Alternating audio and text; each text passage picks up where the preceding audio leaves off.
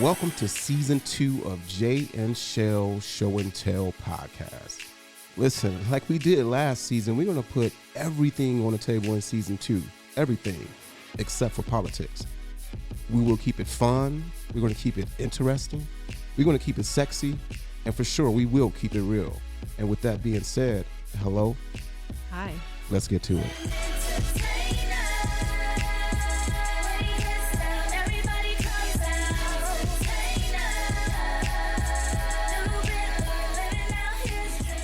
Welcome to season 2 of Jay and Chelle Show and Tell. How you doing today, Michelle? Doing great. How are you, Jay? I'm good. Excited. It's another season. Season for great things. How you feeling about it? I'm excited. I think we have a lot of good guests coming up and a lot of good topics that we have not touched on before. So super excited. Right. So let's just get right into this topic for today, since this is a new season, right? That's right. So, hey, since we're on seasons, we're going to talk about cuffing season. So, and every time I hear that phrase, I kind of laugh because realistically, I don't know if I've been part of a cuffing season or a victim of cuffing season or maybe a good thing or a benefactor. I don't know. What does cuffing season mean to you? Well, initially I thought cuffing season was a cold weather thing, and I only heard of it a few years ago. And I thought it was something where around the end of summer or in fall, people start to link up or hook up in a couple. So that they could cuddle in the wintertime. They have something to do. Someone, I don't know. And like someone to go to parties with, like there's Halloween parties, there's family parties, there's holiday parties. And then once the springtime arrives, then you uncuff yourself. So that's what I initially thought it was like more of a cold weather thing. And then I realized that it is kind of a nationwide deal. And it is more for instead of cold weather and cuddling and bonfires and things, it's more like the parties and all that. So to me, that's what cuffing season means or is. Right. And a lot of things that you said, the way you laid it out, I mean, can't you do that shit all year? Like you could literally do everything you just said all year. Yeah, but there's a lot more to do in the spring and summer. Maybe you don't want to be linked up with somebody. Right. I think that's kind of the point. So listen, I went to my uncle Google, right? And this is this is the definition of cuffing season, which is hilarious. It says, let me just get to it. My uncle Google. It said cuffing season generally occurs when the temperature drops around late fall, winter until temperature starts to rise again around May. See, that's that cold weather cuddling I was talking about. Cuffing season is also common around the holidays. Everyone is going back home, and do you really want to hear for the 5th time from Aunt Judy? Wow, that's what Google says. I don't know who Aunt Judy is, but so the judgmental aunt that's like, oh, you still don't have a boyfriend, Michelle? Gotcha. Like that person. Gotcha, for sure.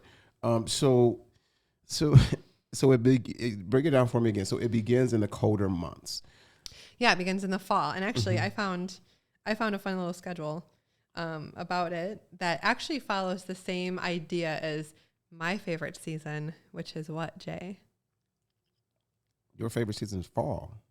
And? Summer. No, football season, babe. Oh, well, I mean, come on, you gotta ask it better than that. So football season is your favorite season. It is. So you have 5 seasons a year then? Yeah, basically. Okay, cool. But September 21st, for whatever reason, I don't know why, that's draft day. And then it goes to October 1st is preseason. November 16th, preseason ends. November 23rd, final roster cuts. So that's right before Thanksgiving, which we'll get to that in a second about the holidays. And then right after Thanksgiving, free agency. The season begins December 1st, according to this schedule. And then the trade deadline is January 1st. So in case that one's not working out, trade in. And then March 15th or April 1st is when the season ends. So that's what this schedule that I found lines it up as. So, yep, fall, cold weather months into the spring. So it's a draft then. I mean, it could be. So really are you drafting before you get to cuffing season? Like, like this is the scouting time right now. So we are in August right now, and it's scouting season before you get to the draft, just like football. So this is why this topic is so weird to me. It's funny to me. It's funny too. So these folks that find partners in cuffing season, like, do they know these people, or is these people that they're just starting to get to know, or just met, or what? This is why we need to hear from some of our listeners, because I don't think I've ever been part of cuffing season either. Mm-hmm. And I would love to hear if there's anyone who's literally set out to find somebody for cuffing season. Mm-hmm. I mean, it must be a thing. It happens because it's on Google. It must be true. So I think that I would love to hear a real life story of this. So I would encourage any listeners or followers, if you have been a part of it, whether voluntarily or not, I would love to know. Yeah, I think if I was to participate in a cuffing season type thing, I would definitely do it with somebody I already know. Like, and I would make that agreement, like, hey, Michelle, from this month to this month, we go cuff each other up. You know what I'm saying? We go, I guess we go cuddle. We go, do bonfires between this month and that month. And then listen, your contract is up at this month. Your contract expires. Your contract expires at this particular month, because it's so risky doing a cuffing season with someone you just met. And then do you tell them, like, hey, it's cuffing season right now, so I'll cuff you up for about 4 months? Because here's the thing, when you talk about cuffing season, if that person is unaware that they're in a season, mm-hmm. By the time you uncuff them, that can cause a lot of issues, right? You have, two human beings, a woman and a man. So don't you think that someone may catch feelings or deep feelings within that 4 or 5 month span? And I know it's a short time, mm-hmm. but it definitely happens.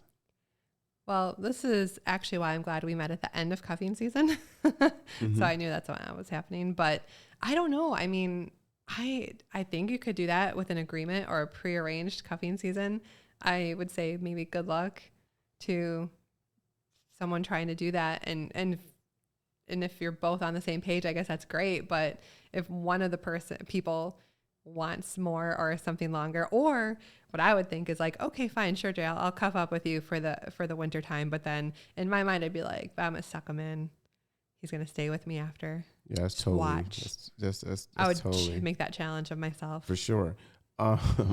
So yeah, that's the only thing that I think about with the situation, because of course, me being a man, us men, we typically, and I don't want to word this the incorrect way, like we just don't have feelings and this and that.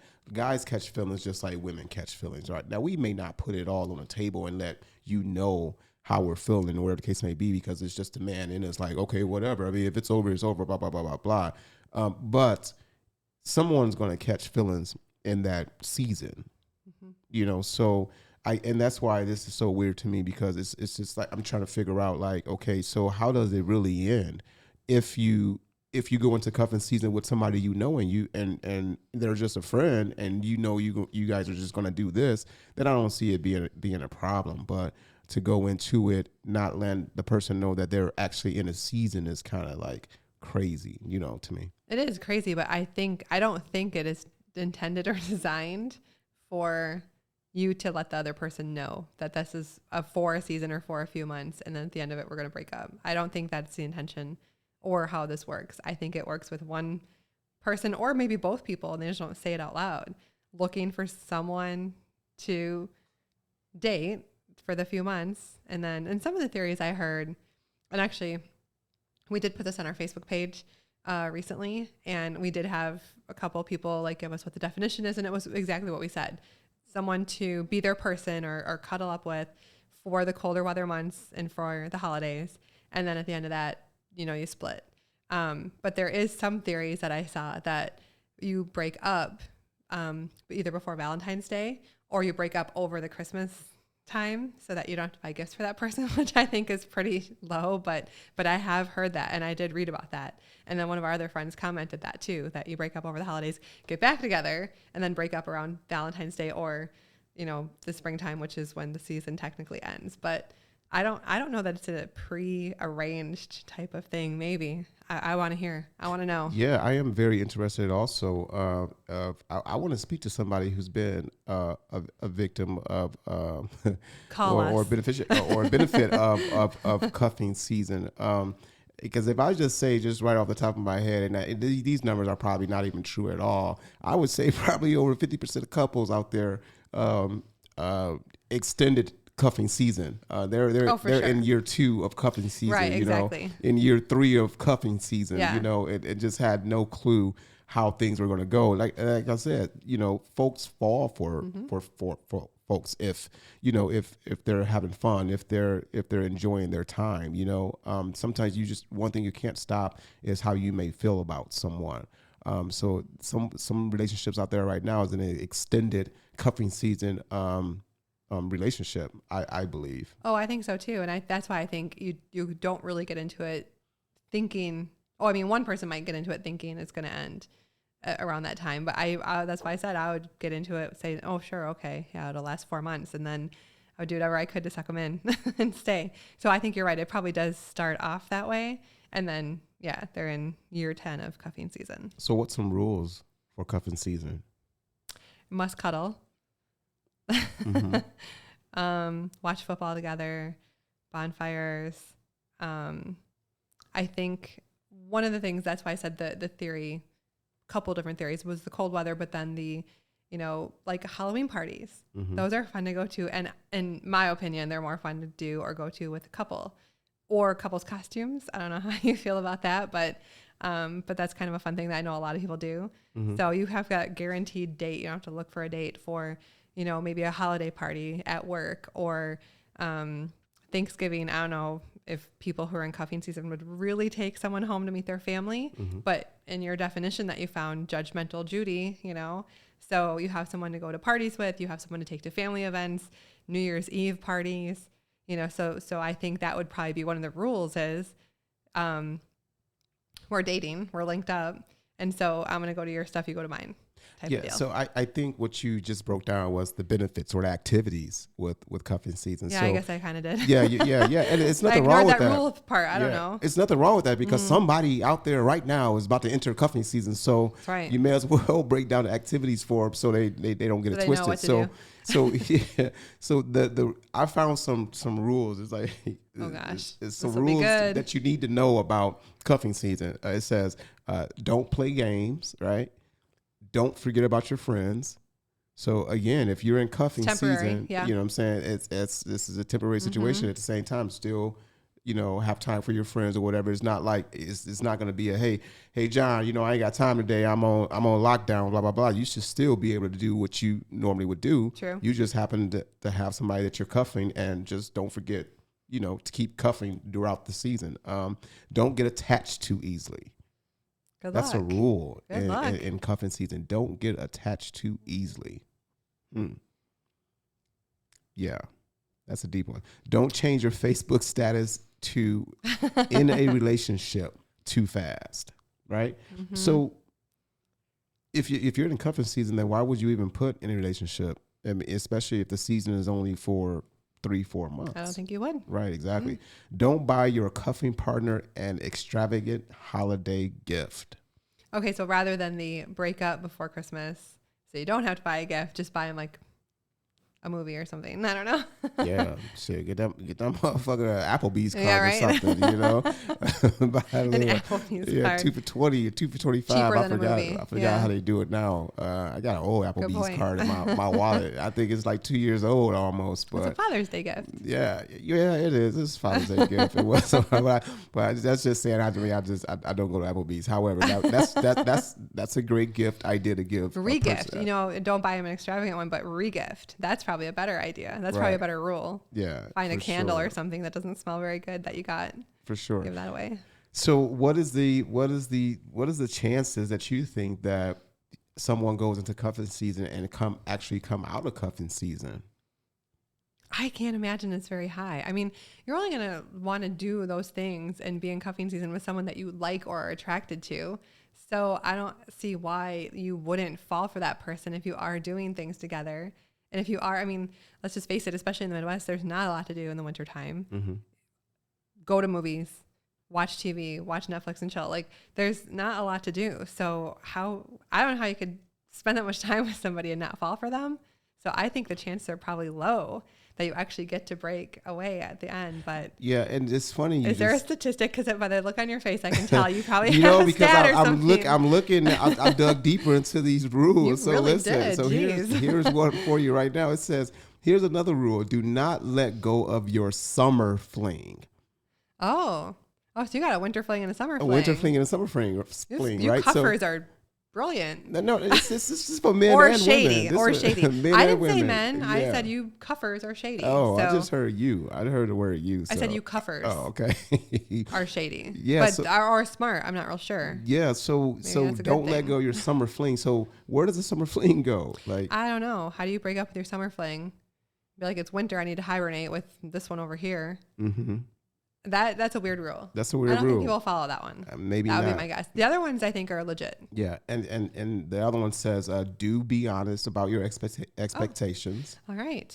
Well, okay. So then I'm gonna change what I want to hear about. I want to hear of someone who has been involuntarily involved in a couple or in a cuffing season, and then I want to hear if someone has laid it all out and said, "This is the deal. This is what we're doing. This is when it will end." And how did that go? Right. Do find someone you enjoy being around. This goes back to what I was saying. Like, I'd rather know that person. Yeah. That way I can put the expectations out there and we can treat the cuffing season like a cuffing season and say, hey, deuces, cuffing season is over with. Well, you're right. And you really can't be someone new because you have that whole getting to know you phase that you're really just going to be getting to know them during that cuffing season. Exactly. It's not very long. Do have fun. Always. Do practice safe sex. That's a hard rule. Good rule. Also, good for rule sure. For everybody, even outside of cuffing season. Mm-hmm. And then the other ones just go into like how do you end cuffing season, and that's a like, trigger. Well, April 1st. Oh, no, we can't do it April 1st because I'll think it's a joke. Mm-hmm. So you gotta do it like a different day. Exactly, like and March 15th. That's why it's a benefit to if you are going to have a cuffing season to do it with somebody someone that solid advice. that understands what you want to do for this particular moment because this is the thing to do or because you want to do it in this particular moment. I would highly recommend not to go into cuffing season with somebody you just met. Good idea. Because 9 times out of 10, you tell them, hey, let's do a cuffing season. The answer probably is going to be no from a woman. Right. Woman's perspective. I would put it to you that way. Maybe you tell me. I'm not a woman. So if I had came to you and said, hey, Michelle, we're going to do a cuffing season. Yeah, we go fuck around for about 4 months. Mm-hmm. Would you have been down with that? With you, yes. That's where I said I would suck you in now. Hi. Okay, let's pretend I don't really like you that much. Mm-hmm. Or let's pretend I like you kind of. Mm-hmm. I would. If I knew that's what it was and I'm like a long-time single person looking for something to do over the winter, sure, I would. Yeah, for sure. With my master plan of like, haha, Jay, joke's on you. We're going to be together forever.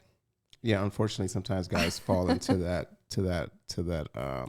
That trap. But and this just goes back to just putting everything out there on the table, letting the person know what you're trying to do and or accomplish or not accomplish, and just make them aware of that cuffing season. Because I strongly believe that a lot of folks go into a cuffing season not knowing that they're in a cuffing season, or the other person's not being upfront, let them know what's going on.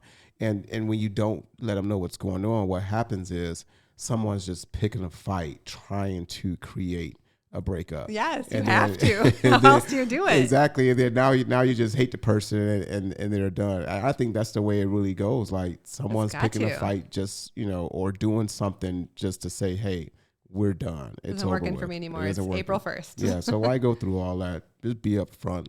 Let them know if they are part of a cuffing season. Welcome them into your cuffing zone, I guess, and just go from there. That's how I look at cuffing season. But I just thought this was a very, very kind of touchy, but kind of funny topic, especially when I started looking up what does cuffing season mean. I was actually surprised to find it on Google. I always heard people say, hey, it's cuffing season, but I've never looked it up until we decided to do this particular episode. Yeah, we talked a lot about that in season 1 about being transparent, letting people know your expectations and objections. So I think that's really good advice if you are going to do something like that. Since we're in the scouting phase, it's almost draft day, let someone know your intentions. I saw a really funny meme, and it was a guy had a woman on his shoulders in like water, and it said cuffing season's over, and he was like dumping her off the back of him. So I thought that was kind of funny, but it is true. Like, you're right. You'd have to do something, pick a fight or say this isn't working for me or whatever to like break it off if that person isn't aware. So I would think the easier route would be, hey, let's make an agreement. We've known each other for a while. This sounds like it could be fun. Let's do it. Those are great thoughts. That's great advice. So with that being said, thank you guys for tuning in to season 2, episode 1, or technically episode 11 for Jay and Chelle Show and Tell. Remember, go to the comments. Let us know what your experience is as far as cuffing season go. Have you been a victim of cuffing season, or have you benefited off cuffing season?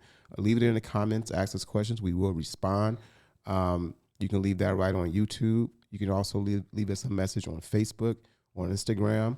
Don't forget to subscribe if you have not subscribed. And we are also on Spotify, Apple Podcasts, Sounder, Google Podcasts, and I think that's it. That's enough, though. Pick one, right? And check us out. Until next time, see you soon. Happy cuffing season.